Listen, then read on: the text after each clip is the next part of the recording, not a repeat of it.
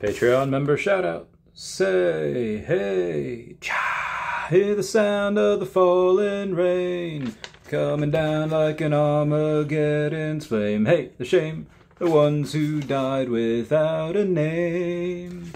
Hear the dogs howling out of key to a hymn called Faith and Misery.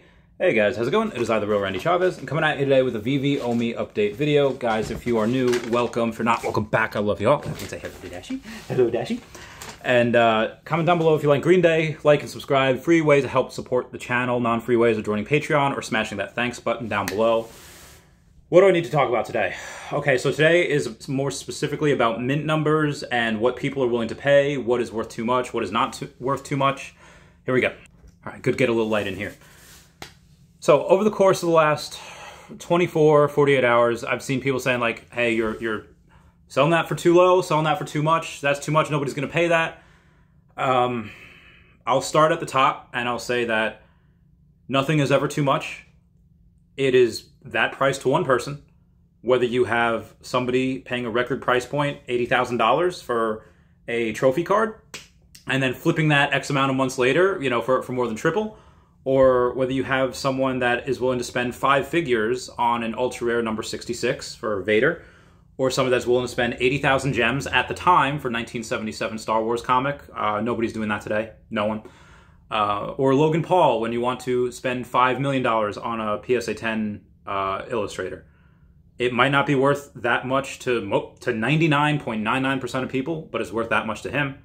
So when you have somebody say like, if you have something good, and you know, it's hard to say because I am privy to a lot of information that have to do with people that just either aren't in the hobby or people that are in the hobby but are just silent whales, public whales, whatever. A lot of record prices are broken behind the scenes. A lot of record pros are brokered behind the scenes. Not too much of it is public. But when you have something like, let's say a Vader number 66, again, execute order 66. That's probably one of the best, if not the best mints that you could get. Maybe, I get it, because the sub 100, sure. You know, you have the 501 because the 500 First Legion. You have 1977, it's the year Star Wars came out. You also have number 41, it's the lowest you can get right now. But that is, that's one of the best ones that you can get. So if somebody's saying, oh, that's too much, you know, for that 5 figures, too much for that. Not for the person that bought it. I know the person that bought it, and they were very happy with that deal. And the person that sold it is very happy with that deal because they were able to go and stack a bunch of those Vader ultra rares for like $1,000. Stack a bunch of them. It was worth it to that person. So there's somebody outside my door. So for example, when I paid like $1,000 each for a common alligator Loki and like $1,000 for an ultra rare alligator Loki, why did I do that? Because they were number 69. Does that number mean anything to anyone else? Comment down below if it does. Comment down below if that number means anything to you. I got it just for the memes, just for the lols. And most people would have been like, that is way too much for either of those. That is stupid. Okay, well, it's worth that much to me. And it goes to show you, it doesn't even matter special mint numbers that most people would get, which again, in Star Wars would be the 501, 66, you know, execute order 66, and Tap saying, what about number 67? The next order where everyone's giving high fives to each other. I love Tap so much.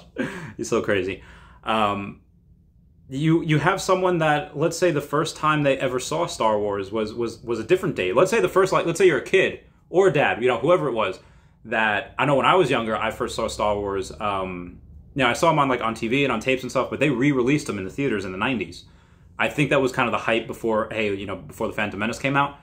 But I remember seeing A New Hope in theaters because they re-released it. If I'm someone that was that person, that kid, or somebody that was that dad that's like, hey, the first time I ever saw Star Wars on the big screen was with my dad, mom, grandpa, whoever it was, and it just happened to be on a specific date, and you just want that date, you'll pay what you want. Like, nostalgia is a weird, crazy, powerful emotion, almost like a drug, almost like love. Makes you do things that you wouldn't normally do, like the Long Island iced tea, if I can quote Lorelai Gilmore for a second. So, you know, if people are laughing at you, say like, oh, nobody's going to pay that. There may well be a couple of people that might pay premium for certain things. Now, again, within the realm of possibility. That 1977 Star Wars comic, which originally somebody, I think, had offered, my friend had offered like 80,000 for that. Person said, no, I want 100, then listed it for 150,000 gems. Like, okay, bird in the hand. Like, at this point, I'm going to bring this down a notch and say, okay, bird in the hand. Do you want to wait for other things? Like, do you want to go and wait for, I mean, you could do that. Like, maybe somebody at some point, ETH Whale comes in, where, let's say we're interoperable, we get this on like a separate platform, wherever, it's OpenSea, GameStop NFT, Immutable X, wherever it is, and you can buy it for OMI, you can buy it for ETH, whatever, and it's like, yeah, oh, you know what, that's 30 ETH, that's fine.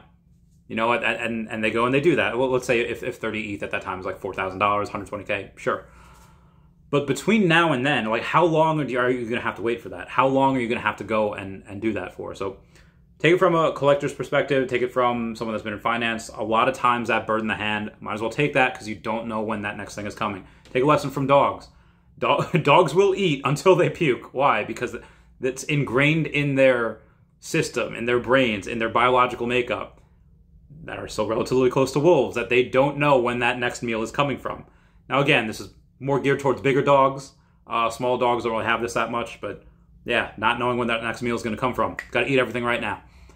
Quoting Ash Ketchum, come on, Pikachu, let's eat really quickly so we can eat again. Monstrous.